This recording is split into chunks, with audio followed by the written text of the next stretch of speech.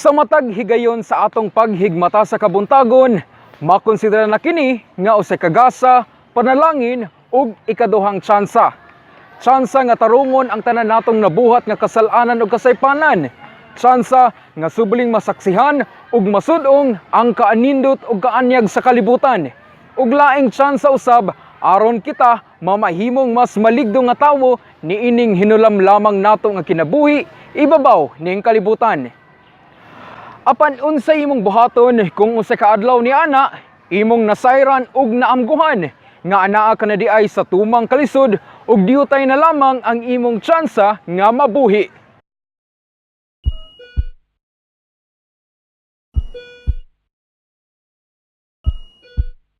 Pag mata na ko siga na ko sa mata, ang Sacred Heart of Jesus ang akong nakita.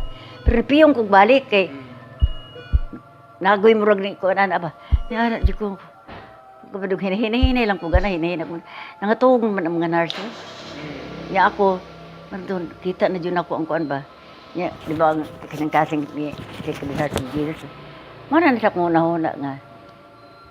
Way posible nga pahiram daw na di mo kasing-kasing sa kuwa, Lord. Kana lang kung nga dili ako atakihon nga na ako sulod kay ina na ba ko nga operahan ko. Anda mo na 500,000.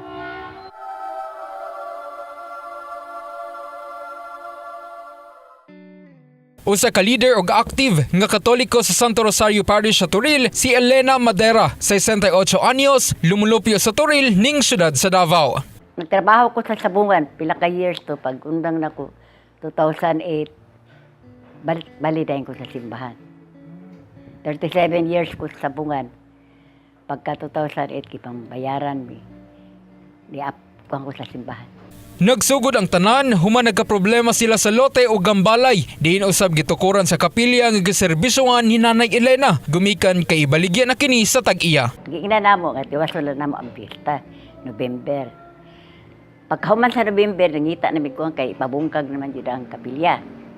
Kadi akong daughter-in-law nag-ingon nga, mana may tindahan, kung kapilya lang ang imong kuanan, wala na may gamit.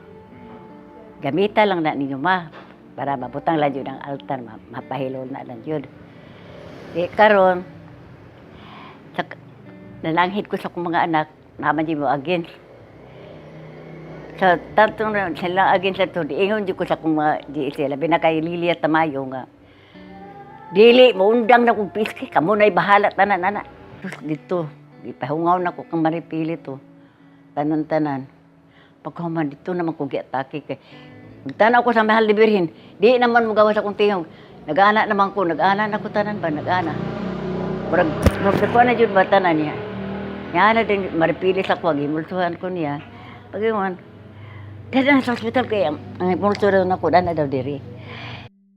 Gumikan kay malisod naman ang kondisyon ni Nanay Elena sa ospital sa Turil niya atong tungura, gidala siya sa San Pedro Hospital diin siya grabeng giatake, rason nga gisuksukan kini og tubo sa ilong og baba nga bahin. Si Dr. Guillermo nag-ingon jud nga di daw sa pasalig nga mabuhi pa ko. Kanang kuan daw kanang 50-50 jud ako. Murag kuan jud kano nga murag mawala na jud ka.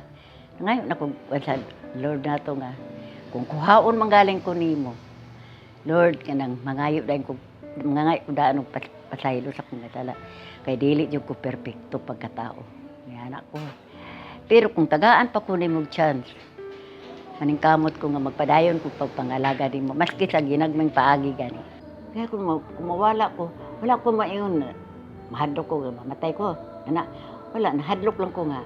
Ang mabilin diri wala na jud mabungkag diri mo jikiki. Boro jud ang nasangtod sa kong nauna dong.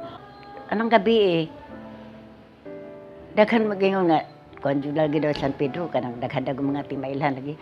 Nay murag ni ana sa kuha ba. Murag nay ni pikpik pero pag mata na ko siga na ko sa mata ang Sacred Heart of Jesus ang akong nakita.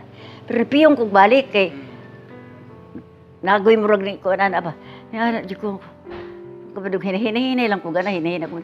Nangatog man ang mga nurse. Ya ako, man kita na dyan ako ang kuan ba. Ya, di ba ang kasing-kasing ni Sacred Heart of Jesus. Mana na sa kong una nga, way posible nga, ipahiram daw na di mo kasing-kasing sa kuwa, Lord. Kana lang kung nga dili ako atakihon nga na ako sulod kay ina na ba ako nga operahan ko. Anda mo na 500,000.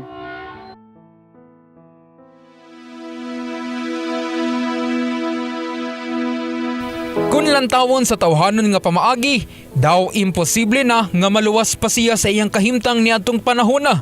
Milagro alang sa pamilyang Madera ang nahitabo sa ilang apuhan, gumikan sa arang kakomplikadong kahimtang niini. Apan, Pagka ikaw kadlaw, tutian ta ka Jason nga.